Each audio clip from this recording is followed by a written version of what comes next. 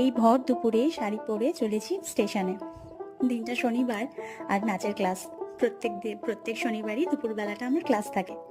আজ শাড়ি পরেছি কারণ সামনে তো বসন্ত উৎসব চলেই এলো, তাই আমাদের সকলকে আজ শাড়ি পরে যেতে বলা হয়েছিল। কারণ প্রোগ্রামের সময় যাতে আমরা কেউ হুম লিখে না পড়ি, তার জন্যই, প্র্যাকটিসের জন্য। তো অনেক দিন বাদে এই রাস্তাটা দিয়ে আবার হাঁটছি। আর দেখো, হাঁটতে হাঁটতে চলেও এসেছি সীমান্তে। আজ বাড়িতেই আছি, তাই এখান থেকেই ট্রেন ধরেছি। আমাদের এখান থেকে সবসময় ট্রেন ফাঁকা থাকে, তুমি উঠলে সিট পাবেই পাবে। দেখো, গল্প করতে করতে মদনপুর চলে এসেছি। আর এটা হলো আমাদের নাচের স্কুল।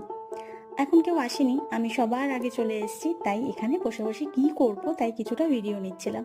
ওই দেখো আমাদের বসন্ত উৎসবের ব্যানার। তো এখন রিহার্সাল শেষ হয়ে গেছে, তাই আমরা সবাই এখানে রেস্ট নিচ্ছিলাম আর আমি একটু ভিডিও করছিলাম।